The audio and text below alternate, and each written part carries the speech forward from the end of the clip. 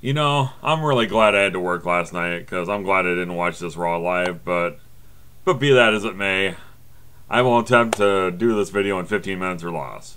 Unlike Domino's, who only gives it to you in 30 minutes or less, so let's go now. Show kicked off with a match I've seen about 400 times. Orton against Ziggler. Was there ever any doubt who was going to win this match? That's right, it was the Apex Predator. It was the Viper. It was Randy Orton.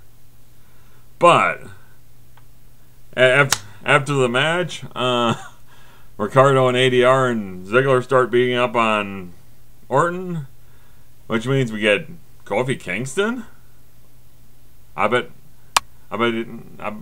be willing to bet that Orton was probably thinking, stupid, stupid, stupid.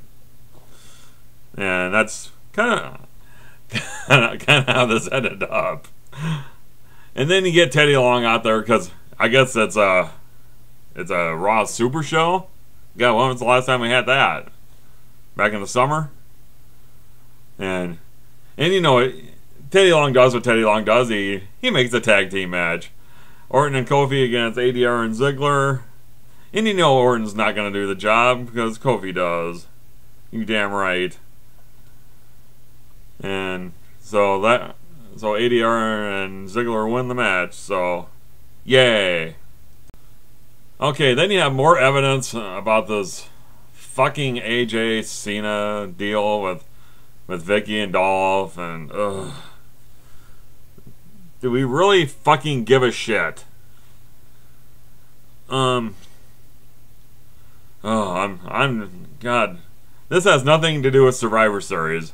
It's probably not going to do with anything other than like after Survivor Series, like leading up to Royal Rumble or anything. So what the fuck? Next. So then you got Big Show against his personal punching bag, William Regal. No entrance for him, so you can probably draw your own conclusions there. Show wins with a choke, easy for me to say, chokeslam after about 3 or 4 minutes. And he goes for the knockout punch again. That would be a recurring.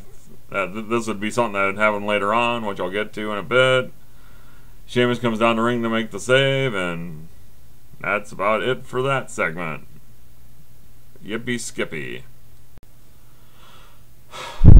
Number 1 contender Diva match. Caitlyn against Layla. Caitlyn wins in about a minute. That's all. Alright, so your 1 hour main event is the return of Jerry the King Lawler to Monday Night Raw. As well, I myself I'm happy to see him back and all, but they should have made this they should have waited until Sunday to bring him back. Bring him back for Survivor Series. You don't have to bring him back for the go home show for Survivor Series now. And of course he gets a giant ovation as you would expect. Then later on, as you might expect also, we get to see CM Punk and Paul Heyman, and I get that they want to get as much heat on Punk as possible, but that you could look at the segment in one of two ways. You could say that, hey, this is really done in bad taste because King was really dead. I mean, he was literally dead for about 10 minutes, and all they're doing is making light of it. I mean, you can look at it that way, or you can just look at it the fact that, hey, CM Punk and Heyman are trying to get real heat, but what kind of heat are they really getting? Does Punk really need to do this to get heat? I don't think so. And then you get Foley coming down the ring, and he gives us an impassioned speech about how Lawler was dead and that, and so. And then he announces that he's going to be a special enforcer for the main event match, which was just announced on WWE.com yesterday. You think they would have had some kind of a build to this? Punk against Cena is the main event, and Foley's going to be the special enforcer, so. Ooh. Okay. Alright, then you had an 8-man tag. Rey, Sin Cara, Tyson Kidd, and Justin Gabriel against the PTPers and Primo and Epico. I think they're Ziggler must be trying to get something with Ricardo and Rosa. He brought down a note to her during the first part of the match. This was really kind of a boring match up until the very end. Gabriel hits his finisher on Darren Young, and that was about it. Otherwise, it was pretty nondescript, if you ask me. Alright, Miz is backstage, and then Ziggler comes up to him and basically saying he'll beg to be back on his team. And then Foley comes up and says that he's proposing another tag team match between two members of his team against two members of Ziggler's. Rhodes Scholars against Kane and the winner of a Raw Active poll, where the winner of that poll is going to be Kane's partner in that match. And we'll get to that here in a bit, but that's about all I can say about that segment. Okay, next you got R-Truth against Tensai. Boy, they've really drugged down Tensai's character. Not only did he not get an introduction, match started in progress. Cesaro was sitting on commentary. R-Truth wins with his finisher. And you have the stare down afterwards between him and Cesaro. You're up on my face right now. And I really hope Truth wins this match, because Cesaro's character is absolutely terrible. Alright, before this match between Ryback and Brad Maddox, he had Paul Heyman come up to Maddox after, right before the commercial, and you're probably thinking to yourself, God, somehow, some way, Maddox is gonna end up winning this match, either by hook or by crook. But that did not happen. Maddox came down to the ring. He had no entrance music. Looked like he was being led to the gallows. Then you had the ambulance backing up into the ringside area. And the siren's going off. You would have thought Scott Steiner's coming down to the ring, but oh god, this was pretty much over before it started. Kind of like the Ravens versus the Raiders game on Sunday. 55-20, Metal D. Really? Oh, that was kind of a big beatdown. But is that too soon? Oh. But besides that, had a little Sid Vicious touch to this match when they put Maddox on the stretcher and Ryback throws him off of there. Oh lordy, that match was over before it started.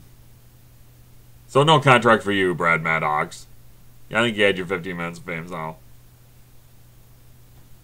Okay. Sheamus versus David Otunga. You knew what was going to happen before this match even started. Match went about 3-4 minutes. Bro kick. Sheamus wins. Then after the match, he ends up cutting a promo. And then you see...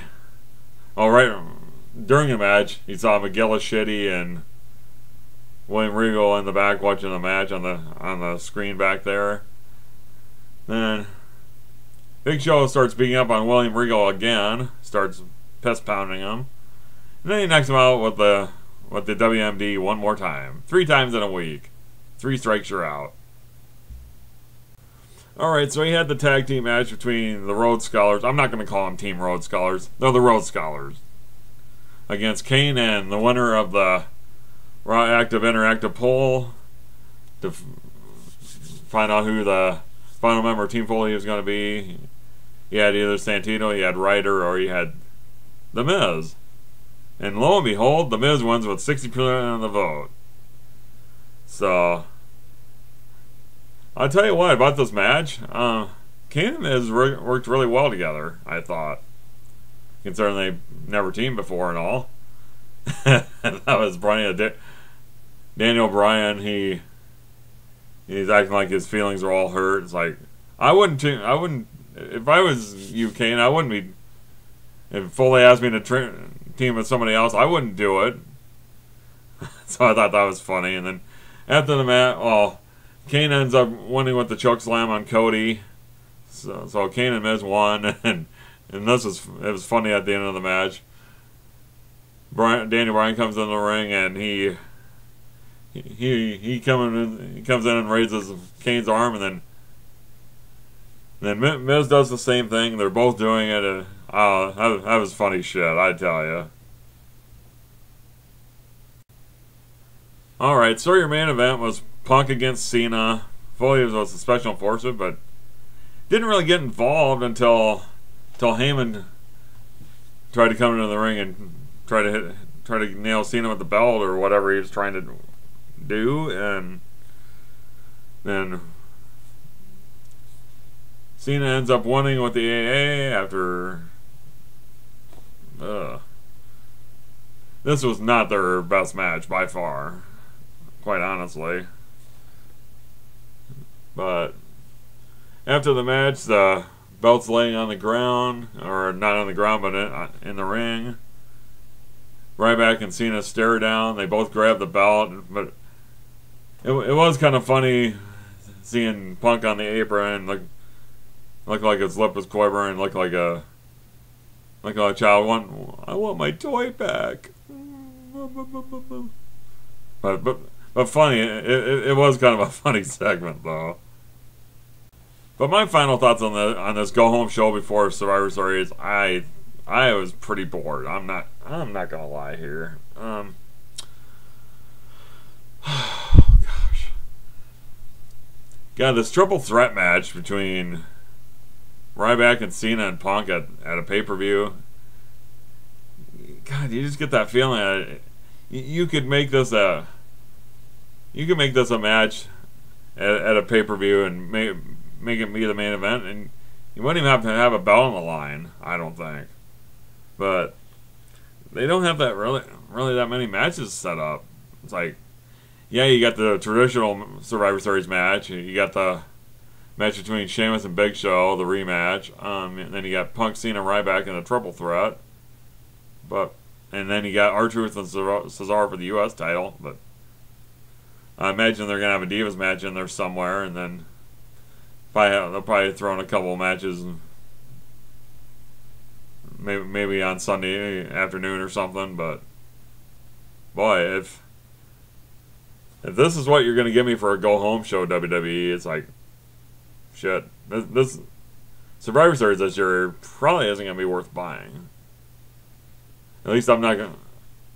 At least I won't be paying full price for it even if I do watch it. So, but anyway, let me know what you thought about this Raw down below. And I am Marvelous Mark, and I'm signing off.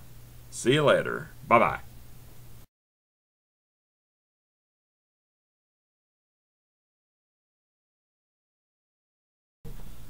Tune in to this channel later on this week where I will have my college basketball preview videos on the Duke Blue Devils, North Carolina Tar Heels.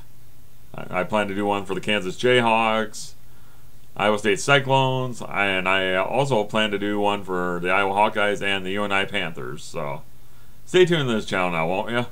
Thanks.